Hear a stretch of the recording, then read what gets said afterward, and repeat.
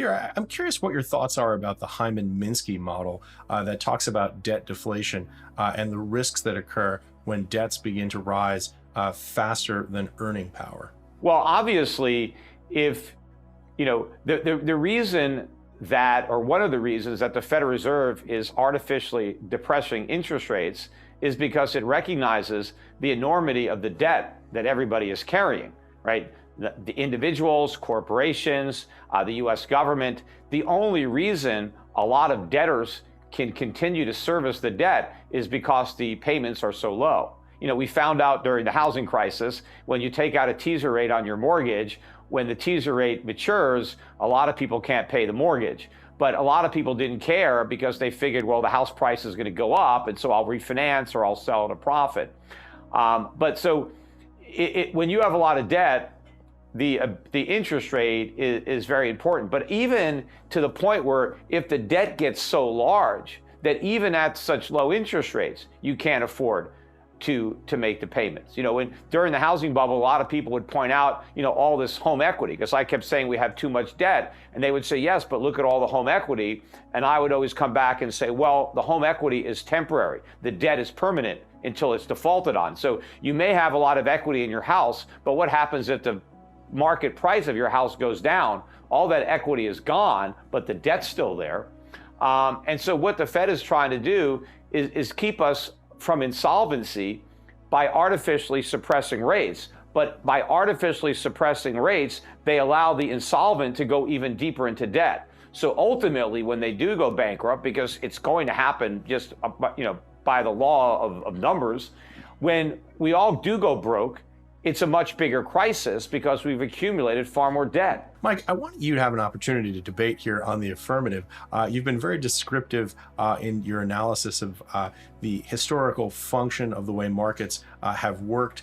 I'm curious, if we were to see someday Chairman Green at the Fed, what's your prescriptive analysis for what this economy needs? So ironically, this is where I think that the frustration comes, because I agree with some of what Peter is saying, right? It is very clear that the Fed has been captured by the need to protect asset prices. But that's a very different statement than saying that the Fed is, artificially suppressing interest rates and driving all the behavior that we're seeing, right? We have fundamental problems in the setup of our society right now, where we have actually chosen to abrogate our responsibilities to many of the individuals in our society. I would suggest Peter's suggestion that we just allow ourselves to liquidate stocks, liquidate labor, liquidate the farmers, et cetera, as the right prescription is just a further abrogation of that, right? The elites, unfortunately, of which I happen to be one, Peter is one as well, have by and large checked out of the system and their need to actually contribute back into it. We've chosen to create conditions, and it's interesting to see the Biden administration begin to move in the direction of saying we need to normalize tax rates so that corporations are not able to shop their tax rates all over the world, right? We are creating conditions in the United States where we are choosing to apply debt structures to decisions like student loans or student education that is just fundamentally a mistake, right? That's an investment in human capital that should be treated as equity at the societal level. We can choose how we decide to allocate that and reward it. But ultimately, we need to encourage the free market. And this is, again, to Peter's point, to provide us with those solutions. So allow private sector individuals to subsidize and pay for colleges and differentiate between somebody who's getting an engineering degree and somebody who's doing an underwater basket weaving degree from, East Bumblefuck University. The underlying characteristic is to allow the return of the private sector, but to cushion that process and to encourage the fundamental investment and innovation at the human capital, and more importantly, actually, I would argue at the energy level, that increases the resources that are available. That's what you need to do. It's a labor capital ratio. You can do one of two things. You can increase the quantity of capital that is ultimately available, and that can be in the form of better health, better human capital in the form of education.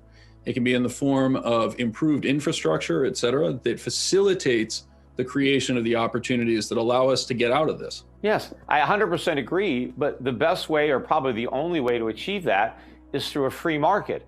The government just has to get out of the way to allow all that to happen. The free market allocates capital, it allocates labor. The government can't do it because there is no profit motive to guide it. There is no pricing structure. The government has no way of knowing if what it's doing is adding value or subtracting value.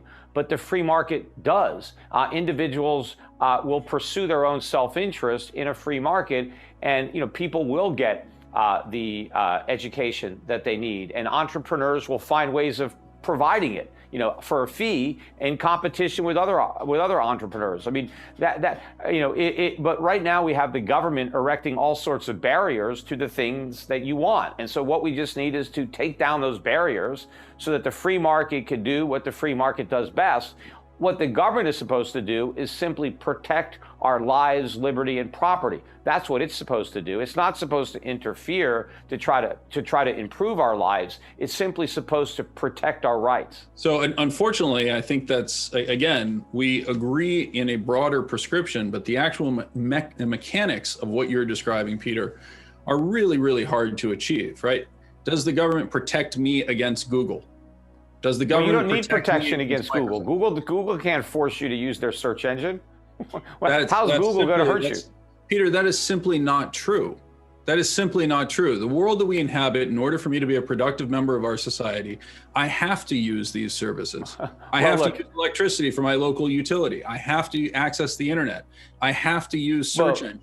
Right, but to worry about Google and say, hey, we need this big, strong, powerful government to protect me from Google, the big threat to your liberty and freedom is the government, not Google. And if we had less government, we'd probably have more search engines. If we had fewer barriers to entry, if we had no corporate income tax at all, if we got rid of a lot of these rules and regulations, we'd have a much more competitive free market, and you would probably have more search engines. Now, of course, there are other ones. You don't have to search with Google. There are other ones that you can use. Maybe you think Google is the best one, and so that's why you use it. But Google doesn't even charge you. It's free. I mean, how are you complaining about something you're getting for free? Well, Peter, one of the questions that occurs is the formation of monopolies in free markets. And you could imagine, for example, a system where you have to apply to a job through LinkedIn. And if LinkedIn becomes the de facto monopoly, is there a role, hypothetically, for government to play in regulating that market so there is competition? History shows that generally when there's a monopoly, it's because the government grants it. The same thing for cartels. Governments are great at selling monopolies and then punishing people who compete with the entity to which they granted that privileged position.